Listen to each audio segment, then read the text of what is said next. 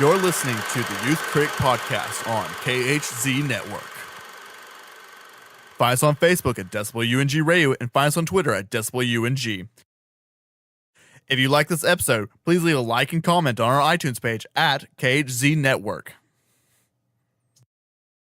And now for the podcast.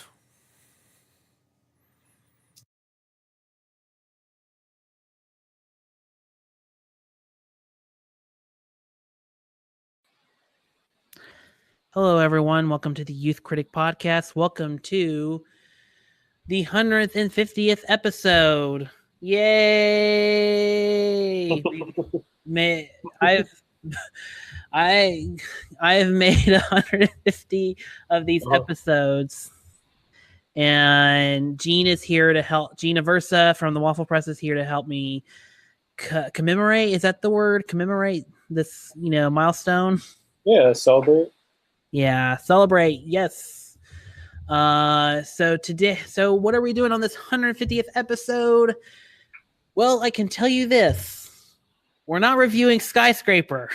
It's a good movie, but yeah. I think, Gene, have you seen Skyscraper yet? I haven't seen it yet. I'll probably try to see it this week. Yeah, so apparently everyone went and saw the new Genndy Tartakovsky Sony Pictures Adam Sandler joint, Hotel Transylvania 3. and then I love Genndy Tartakovsky, but I really don't get his love for those movies. Because I love all his work. Samurai Jack, I love. The last season is great. More people should watch that. But what's up with his love for Adam Sandler vampire animated movies? I have no idea. I've only seen the second one, so and that was when I was trying out the new Moviepass, or when I was trying out my new Moviepass back in 2015. Oh wow, it's been around that long. Oh, I mean, Moviepass, and maybe we'll get to this if we have time, but Moviepass has been around since like for a decade now. Wow. It's just like now it has because of the $9.95 deal, it's kind of, taken a, it's now blown up. So, but even now it's kind of, dwindling, thanks to another competition and also some of the new policies they've installed. But maybe we'll get to that in a little bit. Yeah. I don't know where I've been, but Yeah. So what are we going to talk about today? We are going to be talking about, for the 150th episode, we're going to be talking about the kind of a little bit of the summer indie spotlight, sort of. So Gene has seen Sorry to Bother You. My bad. And I have seen Leave No Trace, and we're gonna do a non-spoiler, very quick non-spoiler review of each one, and then in the second half of the show, we're gonna review the Fred Rogers documentary, Won't You Be My Neighbor? So that is what we're gonna do for today, and maybe at the end, because I'm actually interested in discussing the Moviepass thing. Mm-hmm. So, and now that there's the new AMC stub list, or AMC A-list stubs, whatever that is. So I am interested in talking about it, but maybe depending on time, maybe we'll, either shelve it for another day or whatnot. So, So Gene, starting with you, because this is actually the more popular of actually all three films. Can you tell us a little bit, without going to spoilers, about Sorry to Bother You? Sorry to Bother You is a independent film that is very it's a satire, but it verges on some absurdist elements to get its very relevant political message across. It's hard to do this without spoiling it. I'm sorry. Oh no, it's fine. It's by his name's Boots. I'm trying to remember the director's name. Boots Radley or Ridley? Boots Boots Riley, I think. Yeah, and it's well, it's on a it's about a telemarketer. He's a African American man, and he uses like his white voice in order to put his like callers, or excuse me, the people he's calling to, more at ease, so they could like buy whatever product he's selling. And it's a really good examination on just kind of race in America, and has a lot to say about that, as well as capitalism and wealth inequality. And it goes very literal with a lot of its analogies, and I think that's fine. Some people, I guess, weren't as keen on that, but it has a it has a very strong message. So, who am I? Who are people to judge? So, yeah, it's really funny. I was laughing a lot throughout, and it's like I can't think of any other film like it, really, that comes close to it. So, yeah, it's I think people should check it out. I don't want to spoil anything. I hope people see it. It's an independent film, and it could, if you don't see it within like the first weekend, it could go out of theater. So that's what I have to say about that movie. Yeah, I was about to say, like, with movies like Sorry to Bother You, it's best to, it is best to see them as soon as you can, because not only do they go in and out, because we got to, make room for the next weekend's, stock. Like next weekend, we got 3 big movies, coming out, and then another indie film coming out, Blind Spotting, that's also got the same kind of audience, same, target, demographic. Yeah. So yeah, I do plan on seeing it Thursday night, because I'm finally gonna have the chance to see it Thursday night. But I've heard nothing but really good things, and let me ask you this, because I did hear this actually. I hear that the movie's trailer missells the movie at points. Is that true at all? I don't know if I would say that. I think it's hard to market like a heavier film like this. Yeah, I don't know, because I don't know, the people that do advertisements there, it's an art of its own, and sometimes they have to market it a certain way. I don't know. I don't know if it's mismarketed. Okay. Yeah. Okay. Because that was the one thing I did hear. Because I did hear is maybe like more dramatic, or not maybe dramatic, but much more darker than what the trailer was leading on. Which I don't know. I mean, the trailer is pretty dark. The trailer's dark comedy is pretty dark already. So, but I don't know. So yeah. So you would recommend Sorry to Bother You? Yeah, I would. Yeah. All right. Yeah, I know we can't do spoilers, and I'm about to basically do a small review for Leave No Trace. That probably won't do justice, but I'll give it one shot, and that is.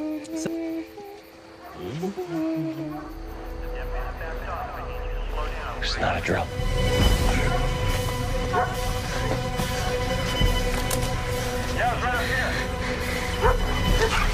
He's got him.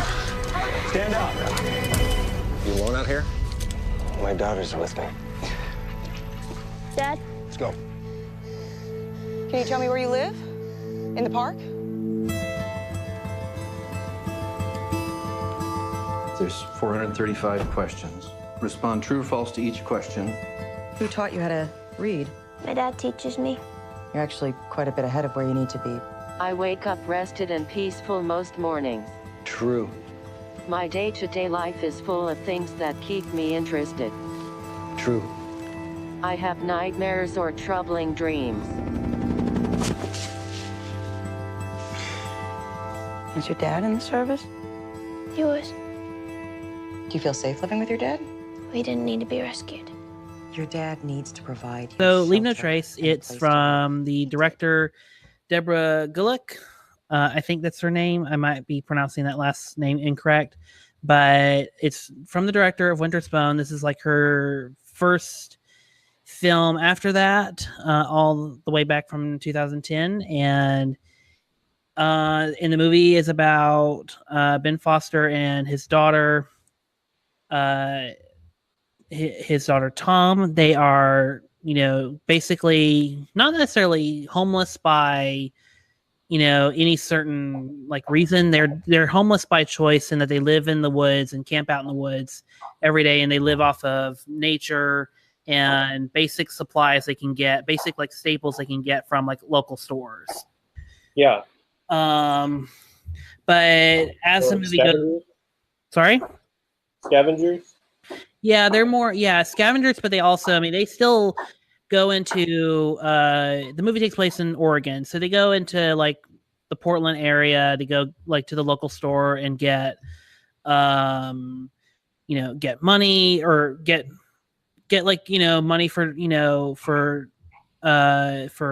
his pills, because he is a I'm assuming an Iraq or Afghanistan veteran, and he's trying to, and he has like severe PTSD, so he has to like take medication. So, and they, also like take, so they also, while they're there, they get like supplies like milk and eggs. And then, and then one day, I don't think I'm spoiling it because it's kind of known at this point, but at a certain point in the first act, they get like picked up by the law and the Rangers, and they're basically relocated into a house, into a farmland, and they're trying to like every step of the way they're trying to like get adequately adjusted into society, especially the girl Tom. But the problem is Ben Foster's character just can't, like, all he just wants to do is just be left alone.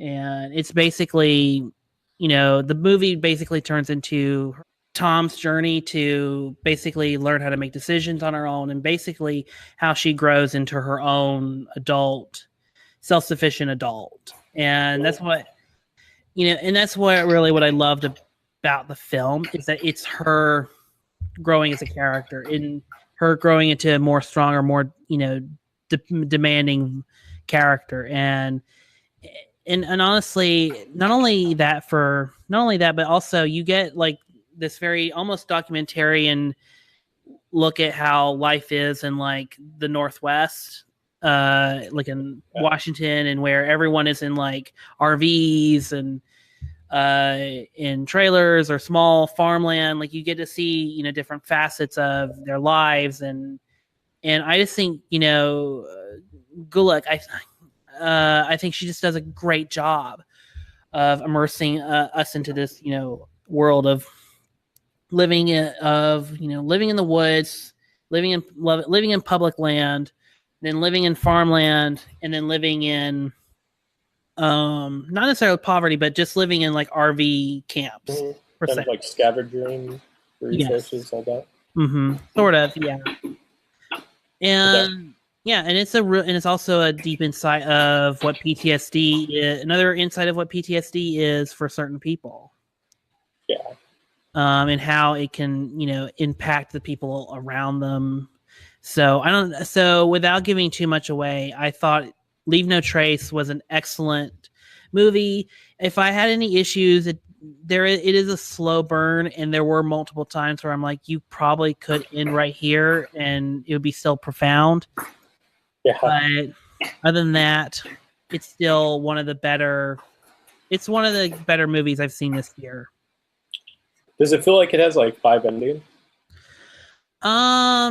it feels like it, but then once you get to the real ending of the movie, it makes sense why they ended there. It makes perfect sense. It's just kind of a slow burn because there's a lot of there's a lot of shots of people sitting and looking out the window, or sitting and looking out to the vistas, or overlooking a mountain. There's a lot of those shots that you see in a lot of indie films that want to show off their cinematography.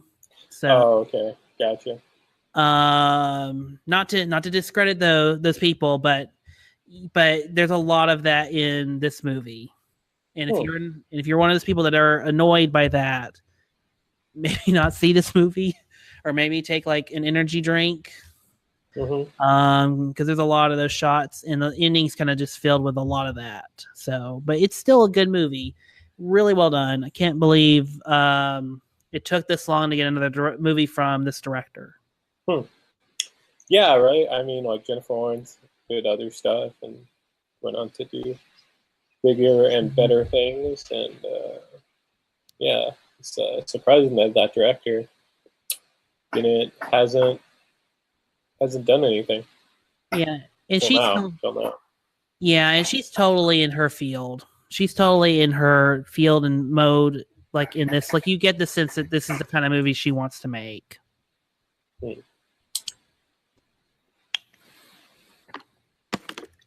So with that, Gene, are you ready to move on to Won't You Be My Neighbor?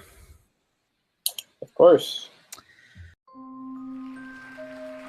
A television program for children made its unauspicious debut on station WQED in Pittsburgh. Its host, Fred Rogers. Mr. Rogers? Yeah. I want to tell you something. What would you like to tell me? I like you. I like you, my dear. Thank you very much for telling me that. If you take all of the elements that make good television and do the exact opposite, you have Mr. Rogers' Neighborhood. Low production values, simple set, unlikely star. Yet, it worked. Hello. I've always felt that I didn't need to put on a funny hat or jump through the hoop to have a relationship with a child. He was always trying to get a message across in every show. A week on death. What does assassination mean? On divorce. So Gene, let me ask you this before we get into the review. What is your history with the Fred Rogers show? Oh, okay.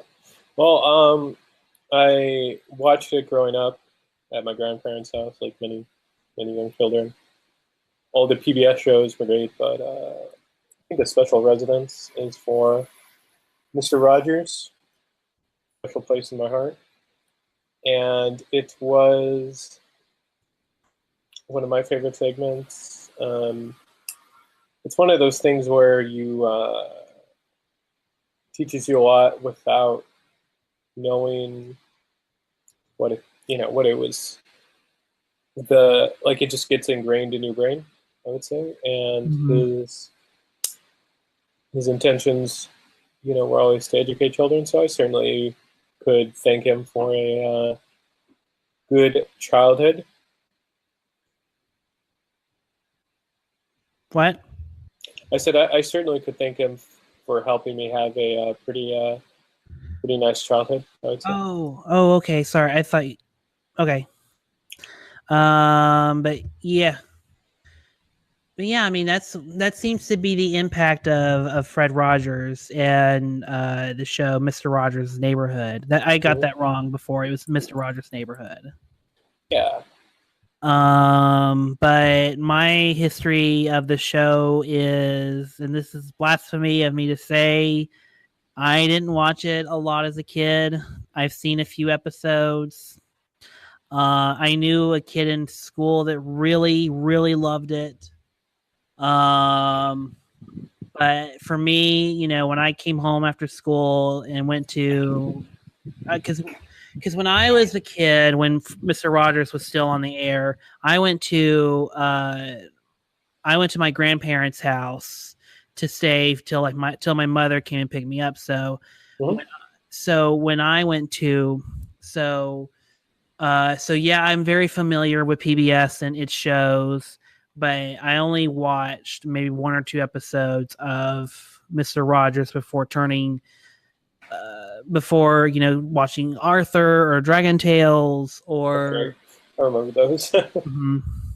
Yes. So I remember watching those, but I always tuned in like after Arthur to Disney Channel. So after Arthur, most of the time I would just watch the Disney Channel. So I don't have that love or attachment that most people do to the movies or to the show, and I didn't. And I don't know. I don't know why. I guess as a kid I didn't appreciate puppets or any of that stuff.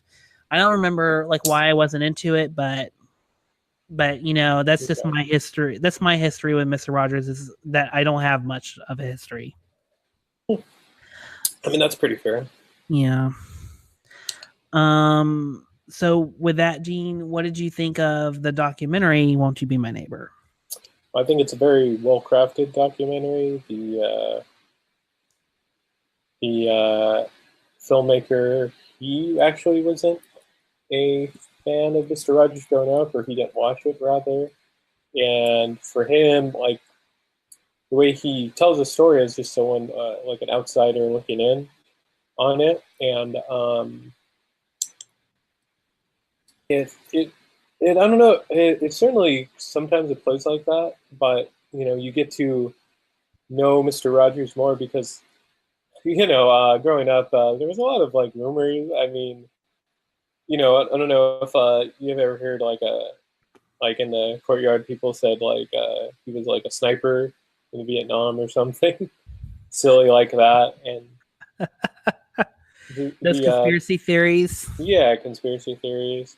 And the movie really clarifies the person he was and his philosophy and what he aspired to do with his work, with his teachings. And it really shows that very clearly. I was very moved by it. Certainly had me tearing up a bit. And I think it's a very needed film right now with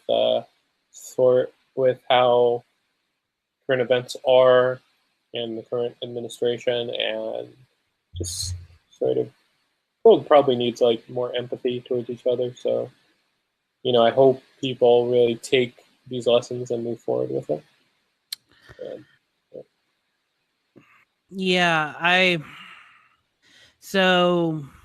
that's what I would take away. That's what I took away from the movie too, is that in times like these where we have distrust, we look at certain people and don't and have like a discouraging or less than enthused feel about them, and in these times of being cynical, very kind of much like the 70s when this was at its height, where everything was kind of gritty and dark, like times were not looking great.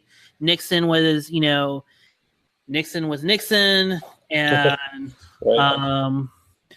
so in times like these, we need Fred Rogers. We need a taste of we need Fred Rogers or someone like Fred Rogers now in order to not only teach kids that it's okay to be afraid, but it's okay to also to have empathy and to emote empathy, and to so in these times we need now of it, but really the documentary can only give us a taste of that because we do not have the amount of Fred Rogers we need for this time, and unfortunately we don't have someone like that. I don't know if anyone's ever tried to replicate the Fred Rogers formula or come close to that, but I know. I don't know. I don't think so. But I think most people that have tried, they've just gone too cynical, or they've gone, or it just gets too bogged down, and it gets too bogged down in the problems of it. Like they themselves can't talk their way out of it. And you can see you can see that Fred Rogers was too like having a hard time coping. Not to go into too much of spoilers, but I mean they do talk about how he was, kind of like grieving like the rest of the country after 9/11. Mm-hmm. And even like when he did his like 4-episode commercials for PBS and try to like inspire people like to keep going, like it was even getting hard for him. So I think that's the point of the documentary is that we need to hear that it's okay to that it's okay to have empathy and to like each other, and we need to hear those things. No, exactly. Yeah, I would agree. And we don't have to just like people that are just the same, not even the same race or sexuality. We can love those people too. Mm-hmm. And I mean, we get, and of course we get that in a nutshell. But I think certain people they need to hear that as well. Yeah. No. Yeah, I think so. It needs to. That message needs to be broadcast to as many people as possible. And in a documentary like this, it seems like more people would definitely listen. Mm-hmm. So, yeah. Let's hope so. Mm-hmm. And yeah. And honestly, I'm amazed that this documentary has done as well as it has. Like Fred Rogers is a recognizable IP, but still, the documentary has been. I think it's now Magnolia's highest grossing film to date. Oh, nice. So it's doing very well. And even when I saw this movie in the middle of the day, in the middle of the week, at my Regal Theater in Buford, it was like almost a packed house. Mm-hmm. Seeing it. So the word is, I mean, people are seeing it and people are gravitating towards the message, and honestly, and that's what I come away with is the movie its heart is so good that you kind of just forget that it is a typical documentary. Mm-hmm. Like that's really what, because here's the thing, I don't know how to review documentaries. I don't know how, I'm like, you did I mean, I guess, a really bad example would be the Dinesh D'Souza films. Mm-hmm. I guess those would be like the worst case of documentarian, but okay. Yeah, like Hillary's America, or like a Dinesh D'Souza film or something. Yeah. Yeah, I would say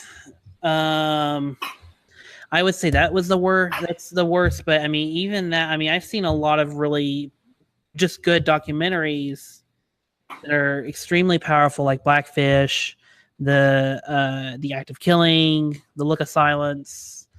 And I'm still trying to figure out, like, how do I review a documentary on its content? Because it's like, how do you look at these, messages being told, and like, how do you like critique the messages itself especially when it's so good-hearted?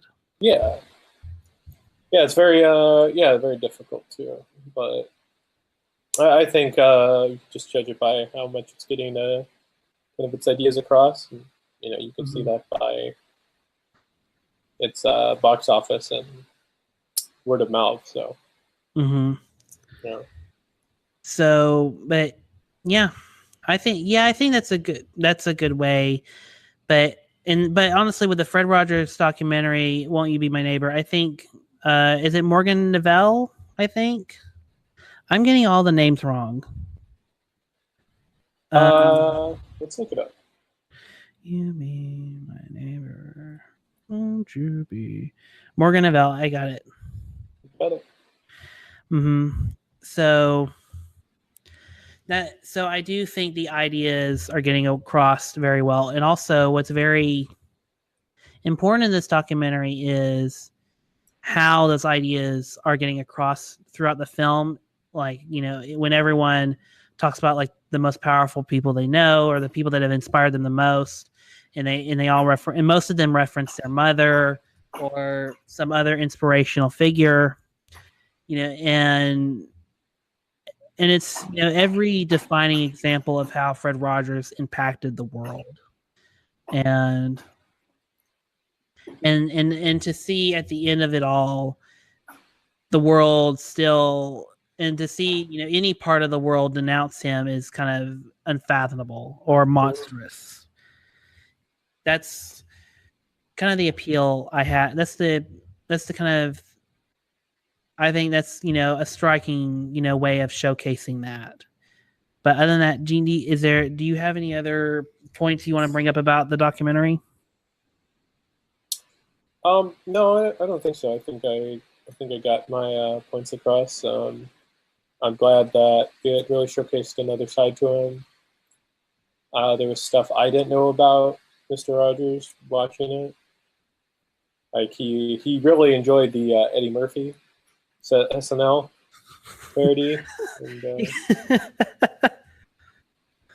that was appreciate his humor, and it's a good time. Now the dry eye in the house, and I guess bring tissues. That's all. Anything more I could say? It is, because the moment I noticed the most people getting teary-eyed, or having like people getting the most emotional in the theater, is every time, and it's killing me that I can't remember the name of the kid, but there's the kid in the wheelchair that had the tumor in his spine that paralyzed him. Yeah. And so, and every time that was brought up, and every time Rogers showed so much affection for this kid, so much affection and a respect for this kid, it brought the house down. It brought everyone down. So, yeah, powerful moment. Mm-hmm. For me, the more powerful moments were with, who is the cop on the show? Officer Clemens. Those were the more emotional parts for me because of how much Rogers knew that he was seeping into like the culture with his messages through Clemens, and doing it subtly. Yes. They're just washing their feet, and it says a lot. Yeah. Yeah, it says quite a bit. So with that, is there any more discussion points on Won't You Be My Neighbor? No, I don't think so. I think it's pretty good. It is. It's a really well done movie. Well done documentary. Way to go, Mr. Novell. Definitely. So with that, Gene, have you seen any more smaller indie films? Well, so yeah, I saw this summer. Yes, I guess. Oh well, I mean, I've seen some indie films this year. Thoroughbreds was my favorite out of all the indie films. Trying to see a little bit more. It's been a very I feel like it's been a very mixed year for movies, I would say. Well, when you have arguably Black Panther come out earlier in the year, just wow us and amaze us. Mm-hmm. It's kind of hard to beat. Hard to beat that scale. Yeah. Where I feel like it's been inconsistent, where there's like a period of some good films, and then like period of some rather shitty ones. But I agree. Yeah, you would agree? I would agree. And just a little quickly talking about this first half of the year, because we are technically halfway through the year. Yes. I felt in January we did okay, and then February, other than a couple movies, we were doing really well with Black Panther and Annihilation. But and then in March, I can only think of one movie that I really liked from March, and that was I can think of two. I can only think of two, and that is Red Sparrow and Love, Simon. Oh, not Ready Player One? Oh yeah, I forgot that came out in March. Yeah, it's 3. Okay, so 3, but still, it's been a mixed bag, huh? Yeah, and then April, I didn't really see a lot of movies from April. I think the only movie I saw from April, aside from the Avengers, is Rampage. Oh no, I saw Quiet Place. I'm forgetting like all these movies that I've.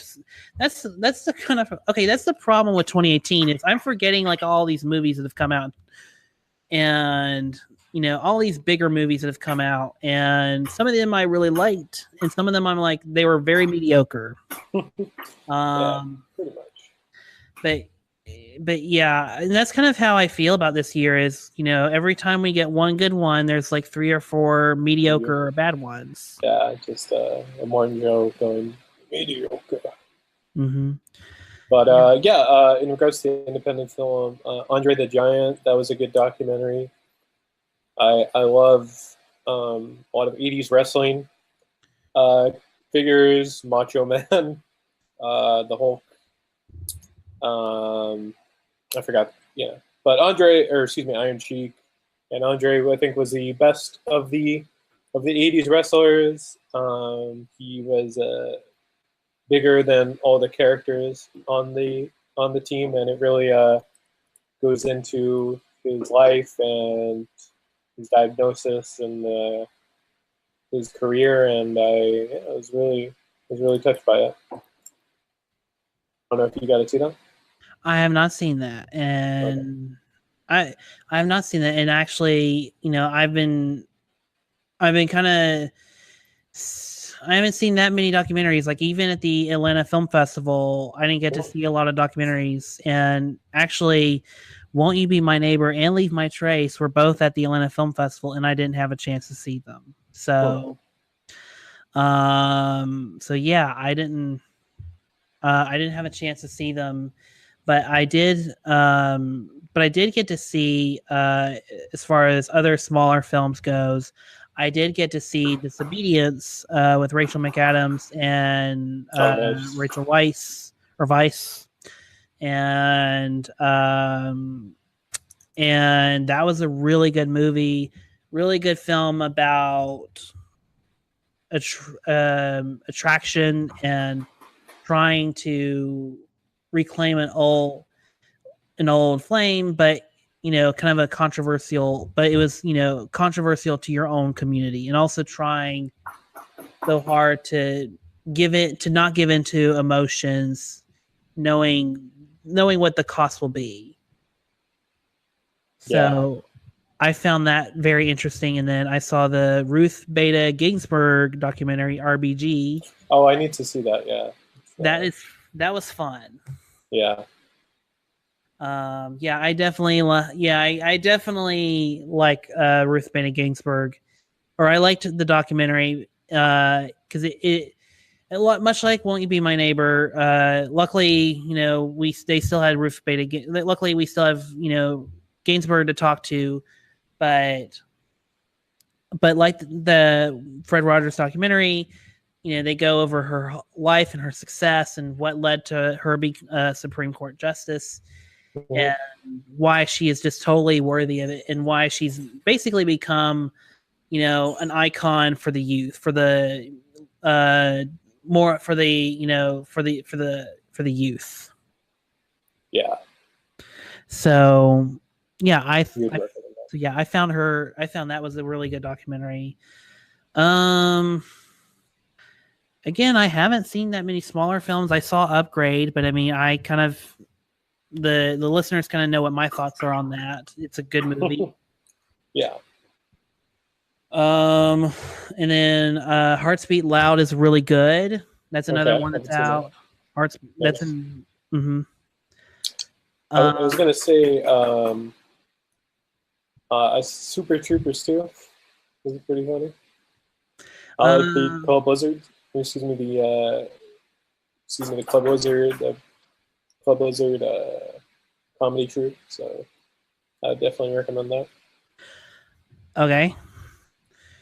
What else is there to recommend? I know there's other stuff. This weekend, speaking of this weekend, Blind Spotting is finally coming out, and I think also Bo Burnham's 8th Grade is also coming out. 8th Grade. Well. Yeah, definitely check that out. I've heard good things from all my friends, so I'll try to make some time to see that. Yeah. I don't know exactly when Blind Spotting is coming to Atlanta, but I know Blind Spotting is coming out this weekend, and also 8th Grade is supposed to get a wider release. I would recommend both of those movies. Those are two of the best of this year. Of course. I would. Go ahead. I was going to say Ghost Stories. I really enjoyed. It's an independent film that has Martin Freeman. What is that about? Ghost Stories? It's like a skeptic investigator. He stumbles on these like files of like inexplicable hauntings, and he gets just further and further down this rabbit hole of ghosts. Okay. So I take it none of us have seen Gotti. Oh God, no! No, I don't want to see that. Oh, Vertical. You almost got away from me, Vertical, but no, you know, I would have seen your movie, but A, you didn't have a screening for it, and B, you basically told every critic out there to go fuck it. Yeah, pretty much.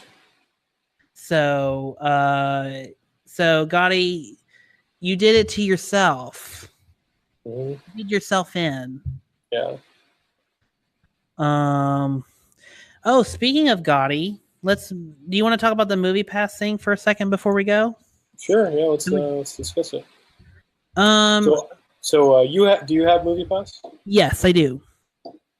Okay, I have it as well. You haven't used it, or? I used it. I've had it since March. Okay.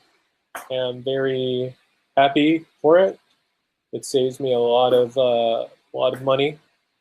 So I'm usually going to the movies a lot, and I rent an apartment now, so I don't have as much money before, and it certainly helped me out. I'll say that. Yeah.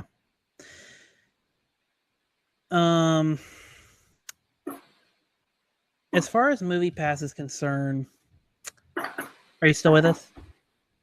Yeah, still here. Oh, okay.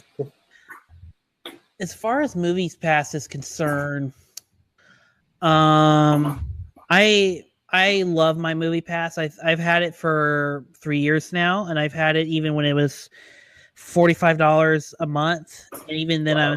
Yeah, it's crazy. It is, but even then I was still saving money because I was still going to the movies, and going to the movies down in Beaufort. I know for a fact it's nowhere near as expensive as going to LA, which is $16, $17. Yeah, it's pretty expensive. Yeah. Yeah. But the tickets in Beaufort, Georgia, where I frequent the movies quite a bit because that's where all my friends like to go, and it's just the central hub of where everyone wants to go. So when I go to Beaufort, I usually spend about $13 to $14 a ticket for a late night showing. Yeah. So do that 3 or 4 times a month, and you'll definitely add up to,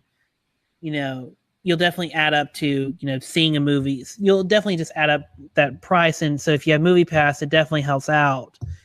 And now that it's $9.95 a month, it definitely helps out because not only are you saving money on tickets, but you're saving money on what you as a Moviepass holder has been spending before on the card.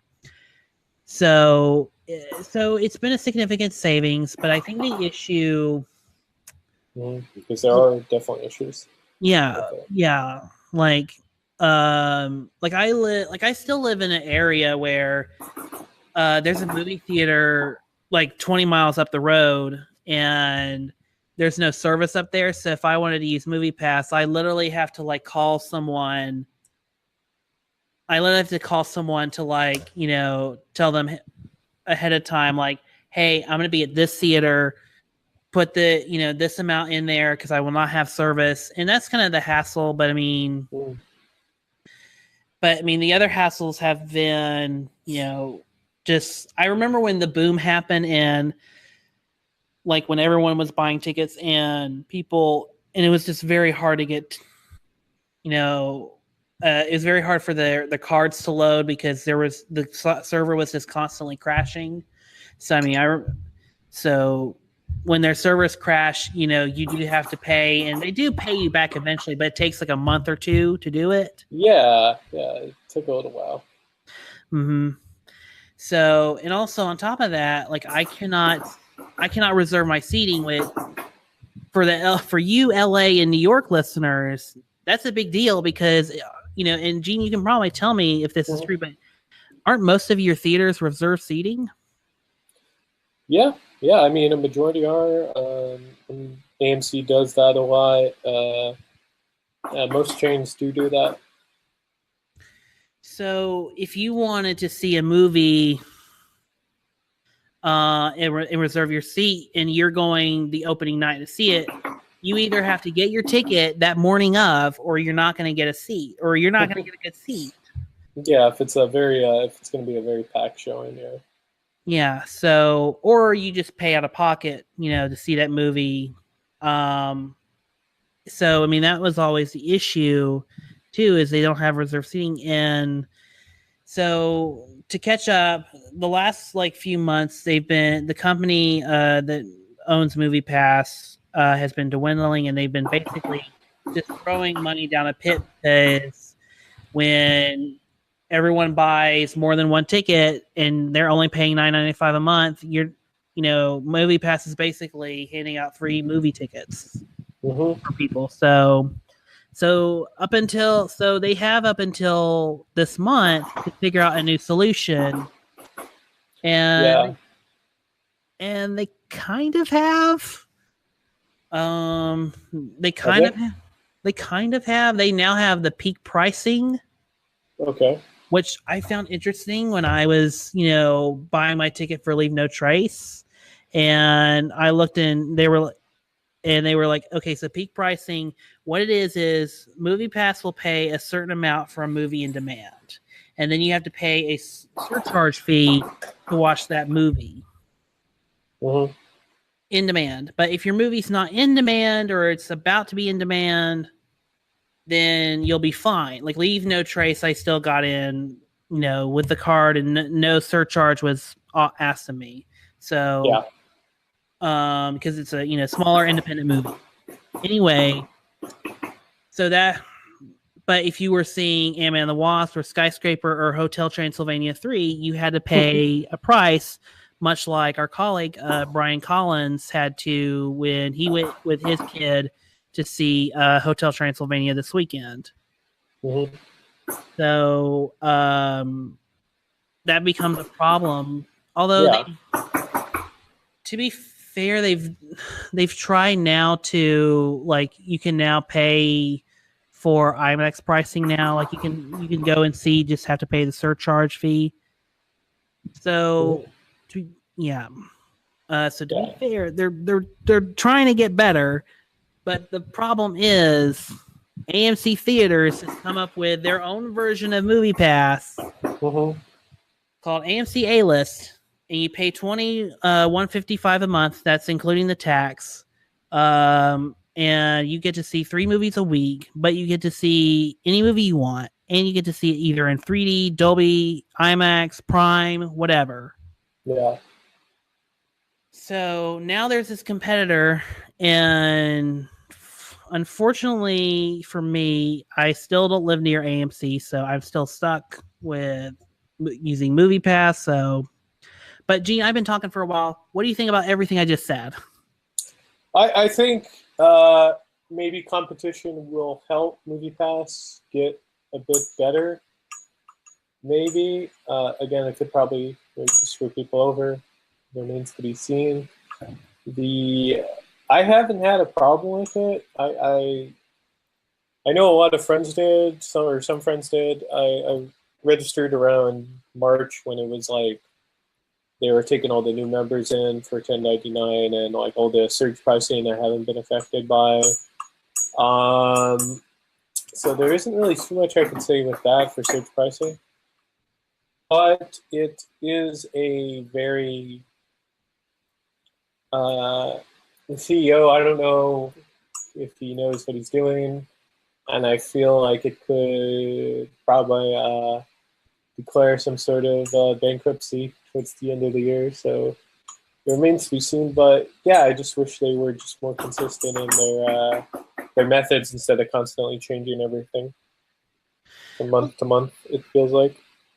Yeah, well, I mean, it doesn't help that they're basically waiting for a magical number of subscribers to basically help start paying it off. And also, they had really good ideas on how to offset costs.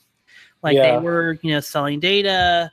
They were, getting paid to, put ads on their site or to showcase movies more on their app so people would watch it. The problem is there's not that many, there's just not that many apps, or there's not many studios that are willing to buy data or, pay for the ads on their own site, because most, because of the bad publicity, because AMC's been very vocal about, being against Moviepass.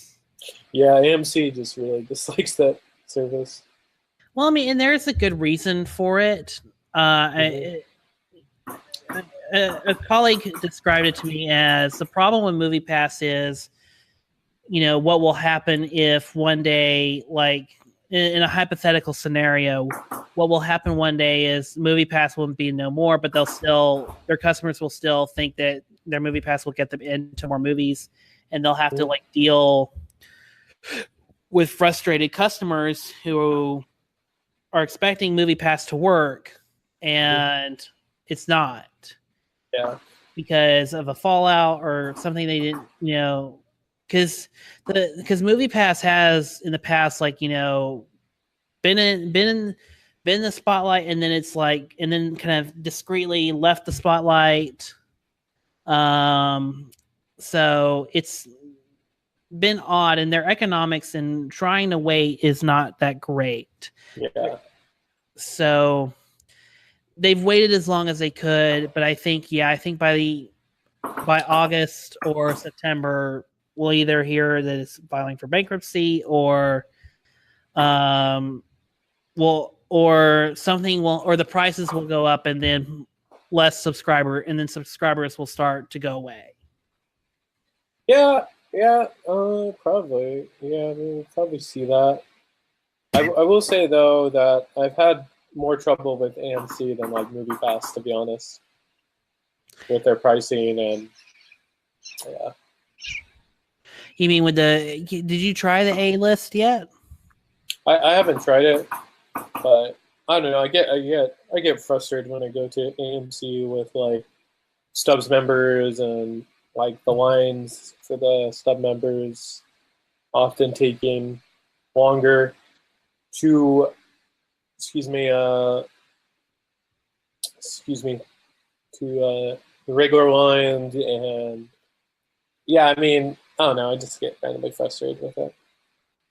Yeah, it does get frustrating because, does your AMC only have and this is not a bash of AMC, but does your AMC also only have one or two people working that dine-in area?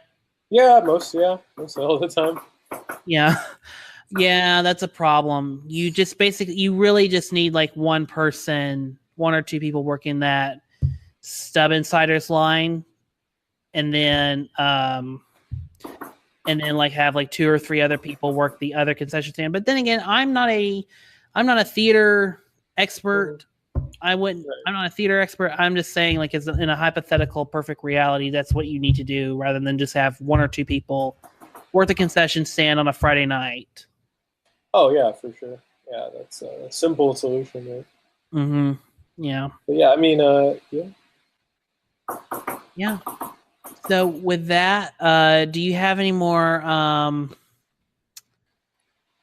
Do you have any more thoughts on Moviepass or some summer indies? I hope that Moviepass stays around till the end of the year, so I could get my $110 that I invested in it worth its money. And I hope to see some more indie films this year, hopefully in the summer. But yeah, those are my thoughts. Congrats on the 150th episode. Thank you. Not too many podcasts could say that. And yeah, it's always been fun work guest starring, I guess, on these episodes with you, man. It's always fun talking to you since last year. Yeah. Thanks, Gene. It's been a good 150 episodes, or I guess it's been a good 3 years of running this podcast. We haven't run it completely to the ground yet. What's that? We haven't completely run it to the ground yet. Yeah, there you go. I mean, yeah, the plane still has one wheel on it and one engine, so awesome. Not a complete disaster. Despite the construction noise. But yeah, so with that said, Gene, thank you for coming on for the 150th episode. Where can the good people find you? You can find me on Twitter and Instagram, Gene9892. You could follow the Waffle Press on Facebook and Twitter, and subscribe on iTunes and YouTube. And there's some interesting videos coming up, and yeah, I hope you could hopefully see more of it. New studio space. Yeah, that'd be nice. Yeah, I saw that. That looks nice. Mm-hmm. Still looks it looks like it's an actual studio when everyone looks like they're sweating. Yeah, right. I mean, there's an air conditioning. Every few times. Mm-hmm. Oh, I know there's air conditioning. I mean, there's air conditioning in most studios, but the best studios are the ones where you can turn the air off and still have like good light, good sound. Those are the best. So sound looks great. Oh, thank you, dude. But yeah. So you can find me on Twitter at MovieKale, and you can also follow the podcast at the Youth Critic, and then you can also follow the channel that distributes this podcast at KC Network. As far as other podcasts are concerned, we have 2 more retrospectives coming out this month, and then we have maybe 1 or 2 more episodes coming out this month of this podcast, and then the Skyscraper React podcast will come out sometime either tonight or tomorrow morning, as of this recording. So, because yes, I have seen it, and it's actually not that bad. So it's actually good. Very cool. Yeah. Other than that, thanks everyone for listening, and we'll be back with you next week with another podcast. In every show. A week on death.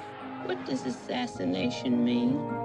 On divorce. Some people get married, and after a while, they're so unhappy that they don't want to be married anymore. He was radical. I know everyone says that, but he was radical. They didn't want black people to come and swim in their swimming pools. My being on the program was a statement for Fred. A neighborhood was a place where, at times that you felt worried, scared, unsafe, would take care of you. He had a singular vision of kindness and love. Love is at the root of everything. All learning, all relationships, love or the lack of it. Children have very deep feelings, just the way everybody does. There must be times when you do feel blue. I'm not feeling blue right now, though. Me neither. Won't you be my neighbor? Well, I suppose it's an invitation. It's an invitation for somebody to be close to you. The greatest thing that we can do is to help somebody know that they're loved and capable of loving. Won't you please, won't you please, please won't you be my neighbor?